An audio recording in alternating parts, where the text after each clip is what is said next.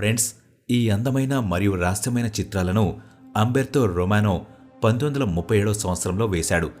ఇందులో మనం Springfield, Massachusetts యొక్క ఫౌండర్ అయిన విలియం పించర్ మరియు కలోనిస్ని చూడవచ్చు.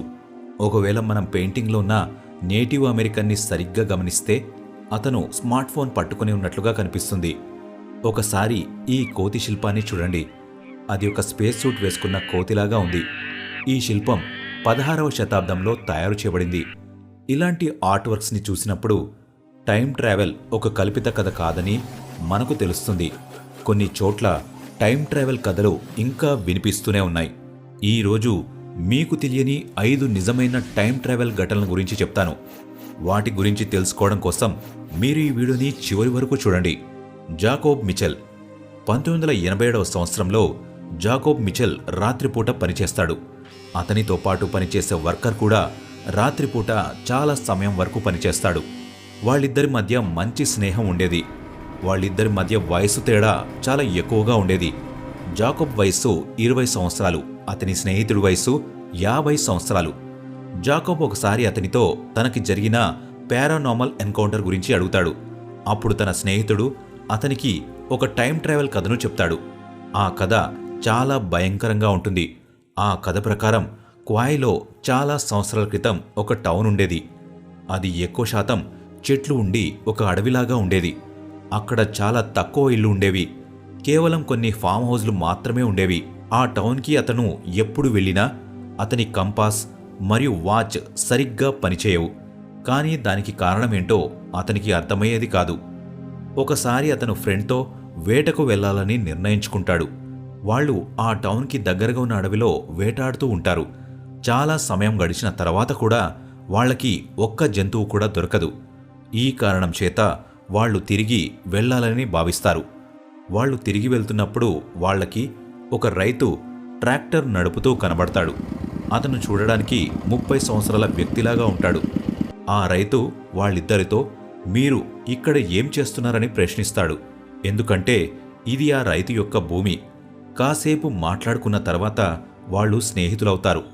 ఆ రైతు వాళ్లతో మీకు ఎప్పుడైనా వేటాడడంలో ఇబ్బంది అయితే మీ పేరు చెప్పండి, అప్పుడు నేను మీకు వేటాడడానికి అనుమతిస్తానని చెప్తాడు. 2 సంవత్సరాల తర్వాత మళ్లీ వాళ్ళు అక్కడ వేటాడడానికి వెళ్తారు. ఈసారి వాళ్ల వైపుకు ఒక చిన్న పిల్లవాడు వస్తాడు. వాళ్లకి ఇది తమ స్నేహితుడి భూమి అని తెలుసు.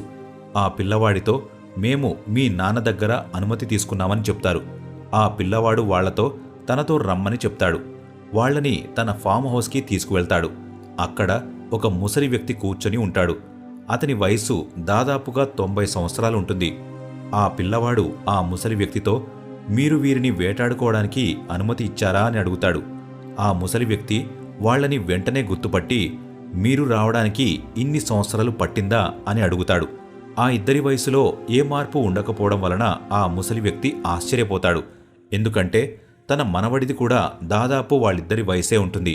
ఆ ఇద్దరి వ్యక్తులు కూడా ఆ ముసలి వ్యక్తిని చూసి ఆశ్చర్యపోతారు. వాళ్ళు వెంటనే వెనక్కి వెళ్లాలని నిర్ణయించుకుంటారు. వాళ్ళు ఈ సంఘటన గురించి ఆలోచిస్తూ ఉండేవారు. కానీ కేవలం 2 సంవత్సరాల వ్యవధిలో ఆ 30 సంవత్సరాల వ్యక్తి 90 సంవత్సరాల ముసలివాడిగా ఎలా మారాడని వాళ్లకి అర్థం కాలేదు. వాళ్ళు పాతవేట సమయంలో వాళ్ళు భూతకాలంలోకి వెళ్లి ఉండొచ్చని వాళ్ళు భావించారు.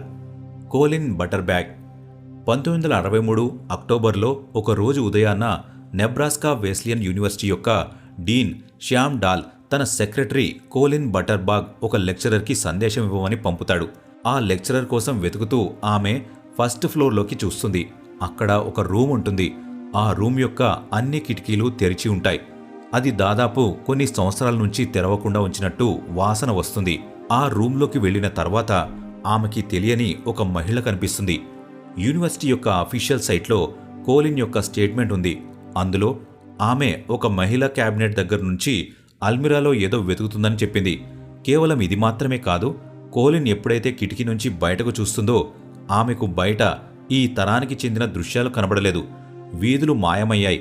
బిల్డింగ్స్ ఉండాల్సిన ప్రదేశాలలో ఖాళీ స్థలం మరియు చెట్లు ఉన్నాయి. ఆ దృశ్యాలను చూసి భయపడిన కోలిన్ ఆ రూమ్ నుంచి బయటకు వస్తుంది. కోలిన్ వెంటనే వెళ్లి ఈ మాట డీన్కి చెప్తుంది. అది విని డీన్ చాలా ఆశ్చర్యపోతాడు. అతను ఈ కథ పొలిటికల్ సైన్స్ యొక్క ప్రొఫెసర్కి చెప్తాడు. అప్పుడు అతనికి కోలిన్ టైం ట్రావెల్స్ చేసినట్టుగా గుర్తిస్తాడు. దీని తర్వాత వాళ్ళు యూనివర్సిటీలో ఇంతకుముందు ఎంతమంది మహిళలు పనిచేశారో తెలుసుకున్నారు. కోలిన్ చెప్పిన అదే మహిళ, ఆమె పేరు క్లారా, ఆ రూంలో 28 సంవత్సరాలకు ముందు పనిచేసేది. కేవలం ఇది మాత్రమే కాదు, ఇంగ్లీష్ ప్రొఫెసర్ కూడా ఈ చర్చ్లోకి వస్తాడు. ఆయన కోలిన్ని పిలిచి మళ్ళీ ఆమె చెప్పిన కథను వింటాడు. ఎందుకంటే ఆ ఇంగ్లీష్ ప్రొఫెసర్ చాలా కాలం నుంచి అక్కడే పనిచేస్తున్నాడు. ఆయన క్యాంపస్ బిల్డింగ్ నిర్మించే ముందు ఆ ప్రదేశంలో కోలిన్ చెప్పిన ప్రదేశం లాగే ఉందని గుర్తించాడు. ఆయన కోలిన్కి యూనివర్సిటీ యొక్క పాత పుస్తకాలను చూపిస్తాడు. ఆమె వెంటనే క్లారాని గుర్తిస్తుంది. దీంతోపాటు క్యాంపస్ నిర్మించే ముందు ఉన్న బిల్డింగ్ని కూడా కోలిన్ గుర్తిస్తుంది. కానీ ఇక్కడ ఆశ్చర్యకరమైన విషయం ఏంటంటే, ఆ రూంలో ఇలా అనుభూతి చెందిన మహిళ కేవలం కోలిన్ మాత్రమే కాదు, ఆమెకు ముందు కూడా అక్కడ చాలామంది టైం ట్రావెల్ అనుభూతిని చెందారు. క్లారాని కూడా చూశారు. ఎడిత్ ఒలివియా 1916 అక్టోబర్ యూకేలోని విల్డ్షైర్ అనే ఒక ఊరిలో భారీగా వర్షం పడుతుంది. ఎడిత్ ఒలివియా స్వీడన్ వైపు ప్రయాణిస్తుంది. ఆమె వర్షంలో కార్ డ్రైవ్ చేయడం అంత మంచిది కాదని భావించింది. ఈ కారణం చేత ఆమె రాత్రి ఎక్కడైనా ఉండి ఉదయాన్నే బయలుదేరాలని భావించింది. ఆమె మెయిన్ రోడ్ నుంచి పక్కకు వెళ్లి హోటల్ కోసం వెతకడం మొదలుపెట్టింది. ఆమె అప్పుడే ఎవెన్స్బరీ మాన్యుమెంట్ సైట్కు చేరుకుంటుంది. ఆ ప్రదేశానికి చేరుకోవడానికి స్టోన్ హాండ్ దగ్గర నుంచి అరగంట సేపు పడుతుంది. ఆమె ఆసక్తిగా కారు నుంచి బయటకు వచ్చి ఈ ప్రదేశాన్ని అన్వేషించడం ప్రారంభిస్తుంది. ఆమెకి ఆ స్ట్రక్చర్స్ దగ్గర ఒక కాటేజ్ కనబడుతుంది. వర్షం పడుతున్నప్పుడే ఆమెకి ఆ ఊరు మొత్తం కనబడుతుంది. అక్కడ ఒక జాతర జరుగుతూ ఉంటుంది. ఆ ప్రజలకి వాతావరణ మార్పుల వల్ల ఏ ఇబ్బంది ఉండదు. అందరూ నవ్వుతూ డ్యాన్స్ చేస్తూ ఉంటారు. వాళ్ల దగ్గర ఏ గొడుగు ఉండదు. ఒలివియా దగ్గరకు వెళ్లి జాతరను చూడాలనుకుంది. కానీ వర్షం కారణంగా అక్కడికి వెళ్లలేకపోతుంది. ఆమె తిరిగి ప్రయాణిస్తుంది. 9 సంవత్సరాల వరకు ఆమెకు ఏమీ తెలియదు. కానీ 9 సంవత్సరాల తర్వాత మళ్లీ ఆమె అక్కడికి చేరుకున్నప్పుడు, అక్కడ ఉన్న ప్రజలతో మాట్లాడినప్పుడు తెలిసిందేంటంటే, ఆ జాతర కేవలం 1880లో జరిగిందని తెలిసింది. కేవలం ఇది మాత్రమే కాదు, 1916లో ఆమె ఏ ప్రదేశానికైతే వెళ్ళిందో ఆ ప్రదేశం యొక్క ఆనవాళ్లు 18వ శతాబ్దంలోనే అంతమైపోయాయి. ఒలివియా మళ్లీ ఆ దృశ్యాలను చూస్తుందేమో అనే ఆలోచనతో కొన్ని గంటల వరకు అక్కడే నుంచుని ఉంటుంది. కానీ అటువంటి దృశ్యాలు ఆమెకు మళ్లీ కనబడవు. ఆమె కొన్ని నిమిషాల వరకు టైం ట్రావెల్ చేసినట్టు గుర్తించింది. చార్లెటే వార్బర్టన్ 1968 జూన్ 18న చార్లెటో వార్బర్టన్ అనే మహిళ తన భర్తతో షాపింగ్ చేయడానికి యూకేలో ఉన్న కెంట్ టౌన్కి వెళ్తుంది. వాళ్లు వేరువేరు షాపింగ్ చేసుకుని ఆ తర్వాత తిరిగి కలుద్దామని భావించారు. అప్పుడు ఆమె ఆ ప్రదేశంలో మాత్రమే దొరికే కాఫీ కోసం వెతుకుతూ ఉంది. ఆమెకు తెలిసిన ఒక కాఫీ షాప్లోకి వెళ్తుంది. కానీ అక్కడ దృశ్యాలను చూసి ఆమె ఆశ్చర్యపోతుంది. ఆమెకు తెలిసిన కాఫీ షాప్ ఉండాల్సిన ప్లేస్లో ఒక పాత కాఫీ షాప్ ఉండడం చూసి ఆశ్చర్యపోతుంది. ఆ షాప్ చూడడానికి చాలా పురాతనమైనదిగా కనిపిస్తుంది. దాని గోడలు కర్రలతో నిర్మించారు. డెకరేషన్ కూడా పాతకాలంలో ఉండే డెకరేషన్ లాగా ఉంటుంది. రూమ్లో ఒక కిటికీ కూడా ఉండదు. ఆ ప్రదేశంలో పసుపు రంగు లైట్లతో మెరుస్తూ ఉంటుంది. అక్కడ కొంతమంది వ్యక్తులు కూర్చొని కాఫీ తాగుతూ ఉంటారు. 11 గంటల సమయం అవుతుంది. చార్లెట్ అక్కడి నుంచి బయటకు వస్తుంది. అక్కడ ఉన్న ప్రజలు పాతకాలపు బట్టలు ఎందుకు వేసుకున్నారో ఆమెకు ఆలోచన రాలేదు. ఎక్కువ మంది ప్రజలు ఉన్నా కూడా అక్కడ ఎందుకు నిశ్శబ్దంగా ఉందో ఆమెకు అర్థం కాలేదు. ఆమెకు అక్కడ కాఫీ వాసన కూడా ఎందుకు రావడం లేదో అర్థం కాలేదు. చార్లెట్ తన భర్తను కలిసినప్పుడు తను ఎక్కువ ఆలోచించలేదు. కొంత సమయం తర్వాత మళ్లీ వాళ్లు షాపింగ్ చేయడానికి వెళ్లారు. అప్పుడు చార్లెట్ తన భర్తకి విచిత్రమైన కాఫీ షాప్ను చూపించాలని భావించింది. కానీ ఇప్పుడు అక్కడ చార్లెట్కి తెలిసిన ఆ షాపే ఉంటుంది. ఇది చూసిన చార్లెట్ అయోమయంలో పడుతుంది. ఆమె అక్కడున్న ప్రజలను అడిగి తెలుసుకోవాలని భావిస్తుంది. అక్కడున్న ప్రజలను అడిగి తెలుసుకున్న తర్వాత ఆమెకు తెలిసిందేంటంటే, అక్కడ 150 సంవత్సరాల ముందు ఒక కెఫే ఉండేది. ఆమె అనుకోకుండా టైం ట్రావెల్ చేసినట్టు అర్థమైంది. ఫ్లైట్ 727 1974 మేజర్ ఎయిర్లైన్స్ 727 ఫ్లైట్ ఎయిర్పోర్ట్లో ల్యాండ్ అవ్వడానికి సిద్ధమైంది. కానీ అప్పుడు కంట్రోలర్ టవర్ పైలట్తో వెంటనే ఎమర్జెన్సీ రన్వేపై ల్యాండ్ అవ్వమని చెప్తుంది. పైలట్కి ఇది చాలా విచిత్రంగా అనిపిస్తుంది. ఎందుకంటే ఫ్లైట్ చాలా సాధారణంగానే ఎగురుతుంది. వాళ్లకి ఏ సమస్య ఎదురవ్వలేదు. పైలట్ సులభంగా ప్లేన్ ల్యాండ్ చేశారు.